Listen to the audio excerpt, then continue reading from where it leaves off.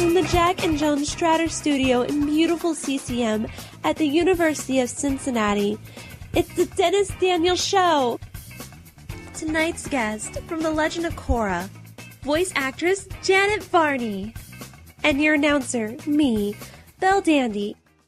And now here's your host. He is the 2011 Bearcast Lifetime Achievement Award winner, Mr. Dennis Daniels.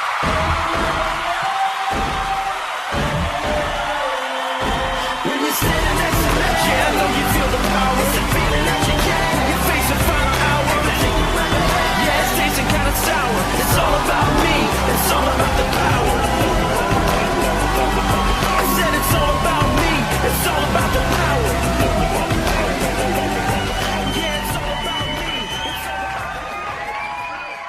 Ladies and gentlemen, boys and girls, and children of all ages, you have successfully navigated yourself to BearcastRadio.com's greatest talk show segment, none other than The Dennis Daniels Show.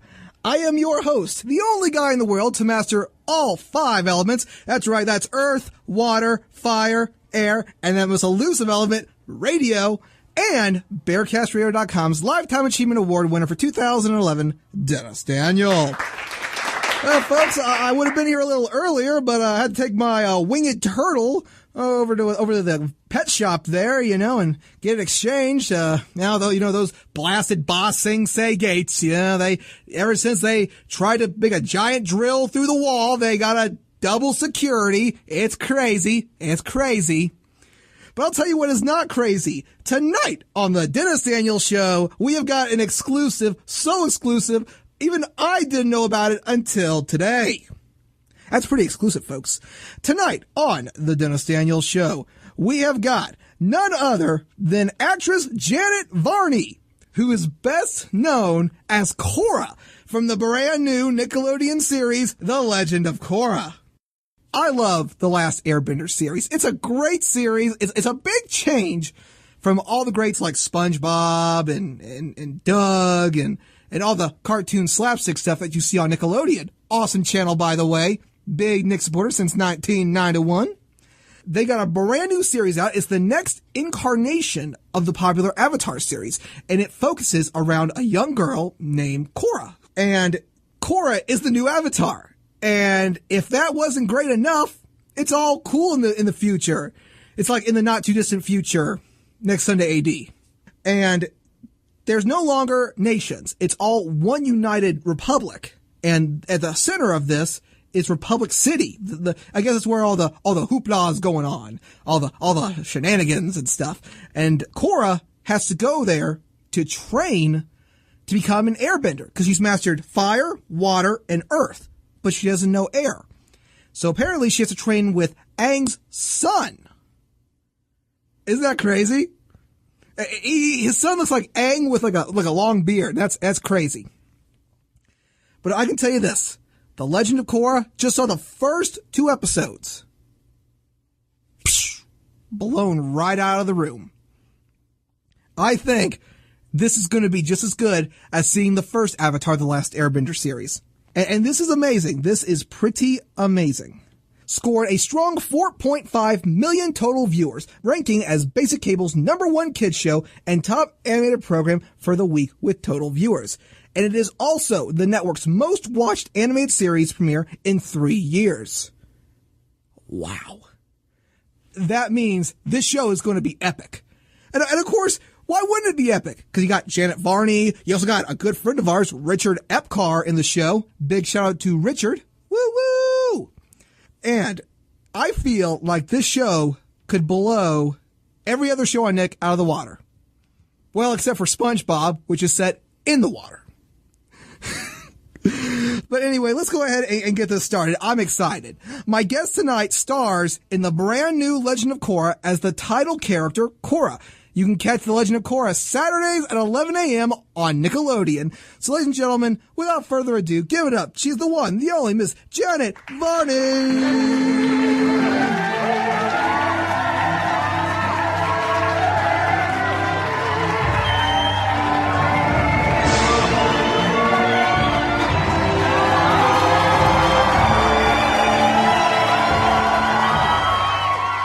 Varney, thank you and welcome to the Dennis Daniels Show.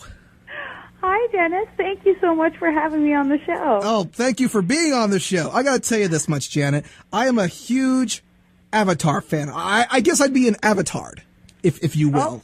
Oh, that's a very good nickname. Yes, well, it's a parody of another type of fans of another animated series, but let's not give any more product placement in this episode, kids. But anyway, I just saw The Legend of Korra on Monday. I got to say, wow. It's amazing. This is set in the not too distant future, next Sunday AD, and now there's a new Avatar, and she has her own story, her own adventures. She's not like Aang. She's nothing like Aang. She's this headstrong girl. She's hard-headed. She thinks she knows everything. It's like I have a fraternal twin. So that felt familiar for you, huh? Yeah, that felt pretty familiar. And I already know from your introduction that you have mastered all of the elements. Well, I've mastered earth, water, fire, and air, and like I said, that elusive one, radio. Wonderful. That is one of the most elusive elements. Yep, not everyone can do it, so makes me kind of special. You know, I was supposed to play the Avatar, but I was too busy that week for that. So, of course, Korra got the role. I told Roku, sorry Roku, I can't save the world this week. I gotta go save the world somewhere else in some other land. Them's the breaks. Them's the breaks. Yep. Told Roku, sorry, wouldn't be prudent. Not gonna do it. You got an old school George Bush going on, huh? Yeah. Like an old school. Like we're talking George Bush Sr. Yeah. Not gonna do it. Not gonna do it. Retro. Watching Korra, pretty crazy. Want to congratulate her. Not prudent right now. I don't know why, President Bush, you think that it's not prudent to congratulate me. I think this is exactly the time to congratulate me, sir. If I may. Let's save the characters for the end of the show. Let's get right into this. So, what got you interested in acting? Oh my! Well, I don't really remember a time that I wasn't. You know, I think I was real lucky because I grew up in Tucson, Arizona, and my parents got me involved in the public school magnet program really, really young, which buses kids from kind of all over the city of all different socioeconomic backgrounds and kind of funnels them into one school or series of schools, and they sent me to the one for kind of the fine and performing arts, even when I was just in first grade. So I did start performing really early. So I don't really remember a time when I didn't like doing it. I guess I just was born with the bug. So you have some kind of formal educational background in acting, and we come out of the College Conservatory of Music here at the University of Cincinnati, so we have a lot of theater majors, drama majors, vocal majors. Do you maybe have some advice for those who like you, would want to get their start in acting or doing drama or anything like that? Well, I think it's wonderful to get an education in that stuff, and I think high school and college are such great times to really explore that and to really celebrate that, and you don't necessarily have to end up doing it for a living if you don't want to. That's one of the great things about having a passion for performance is that you don't have to necessarily hang your hat on getting that paycheck every month or every week, I guess.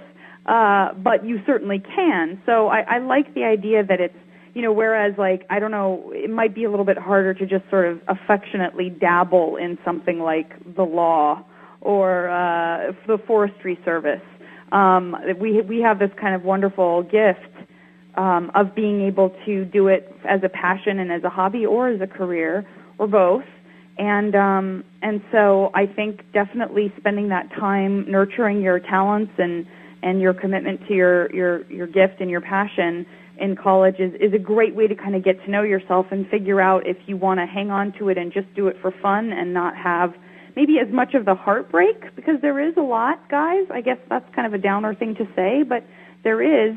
But it does also make the successes and the gifts that much sweeter when they work out. So you just kind of got to figure out if you want to give your life over to it, or if you just want to, date it.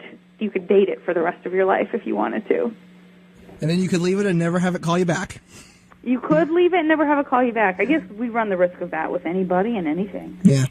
BearcastRadio.com, this is the Dennis Daniels Show. We've got Janet Varney on the air, best known as Korra from the brand new Nickelodeon series Legend of Korra, which you can catch Saturdays at 11 a.m. Eastern Standard Time.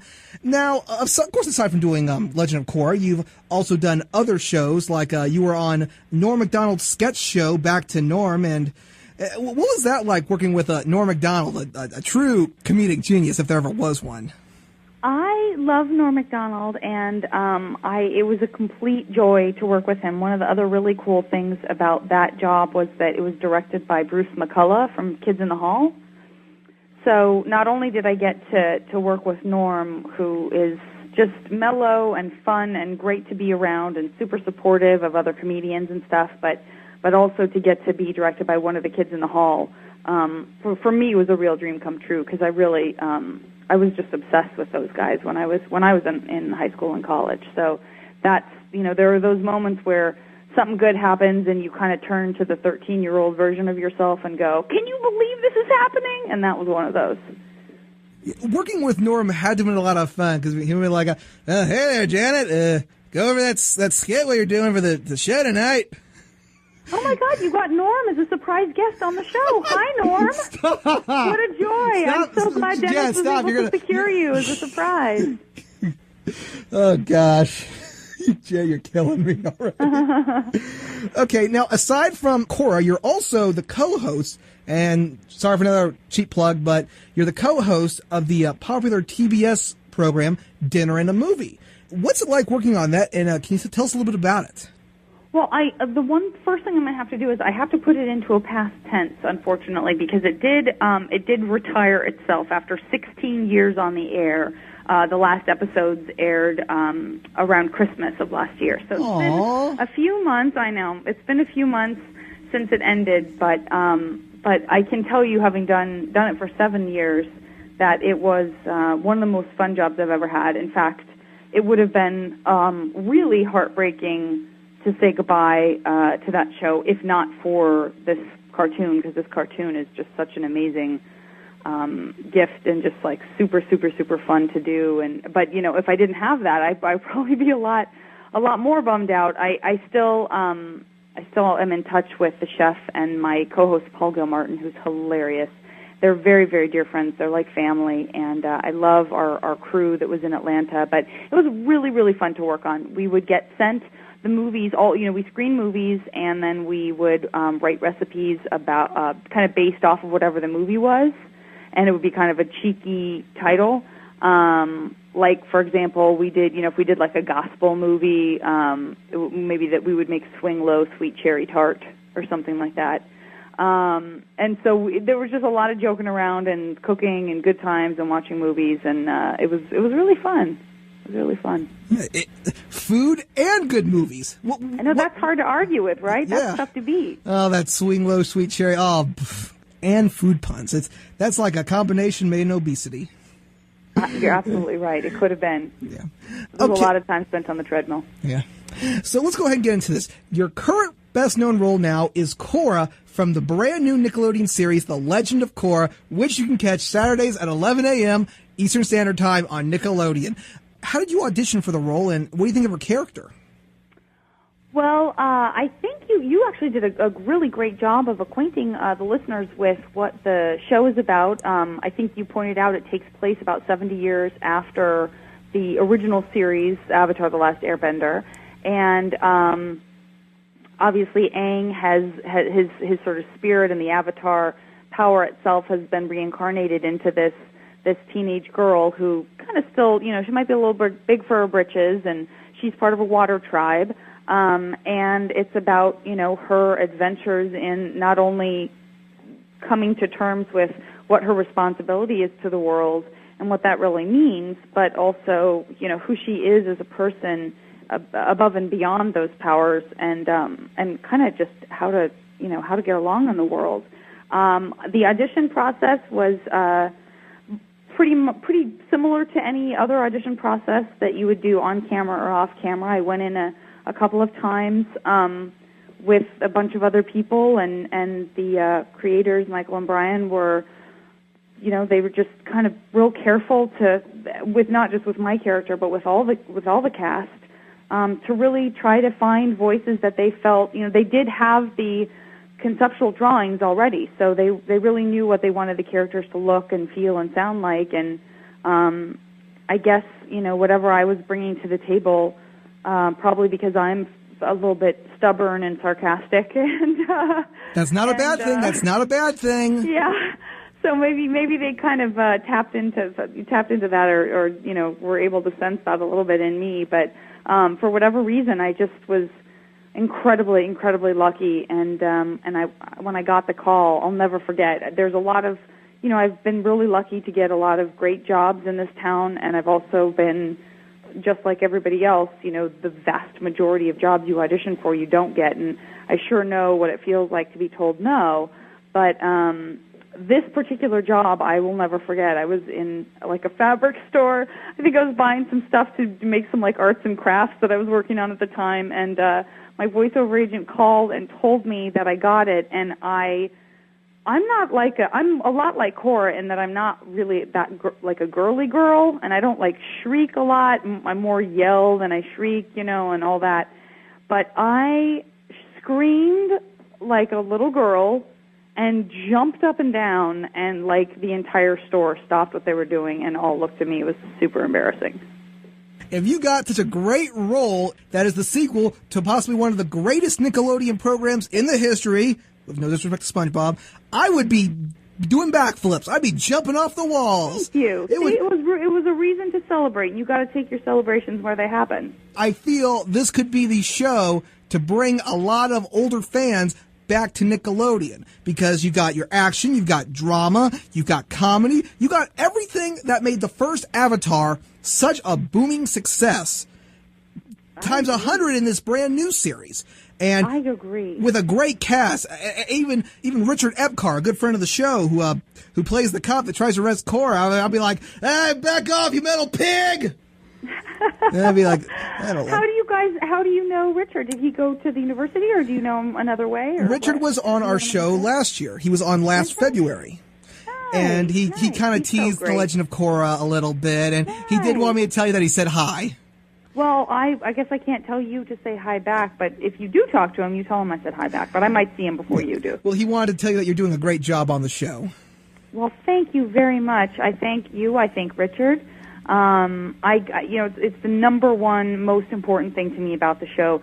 To me, none of it means anything if the fans aren't on board. It just doesn't mean anything. So when it got time for the show to air, and we knew that it was going to get into the public eye, I've never been more nervous about anything in my life, because I agree with you. I think the original series is one of the best things that has ever been on television, and you really want to do it a service, and you want your fellow fans to appreciate the new twists in the new show. So I was really, really nervous, and when I started getting the first few bits of feedback from fans saying that they liked it and that they thought that I, in particular, did, and I'm in terms of like me worrying, I was most worried about like what are they going to think of me. I knew they were going to love the show because I had the privilege of reading the scripts and doing the voiceover and being with my fellow actors, but I felt super nervous about Korra herself because I just wanted to represent her in the right way. And when people said, we like your voice and we think you're doing a good job, I was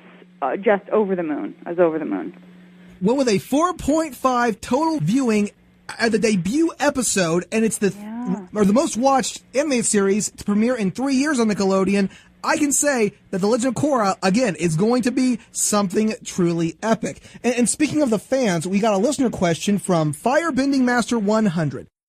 What is it like to work with the voice director, Andrea Romano, and the rest of the cast?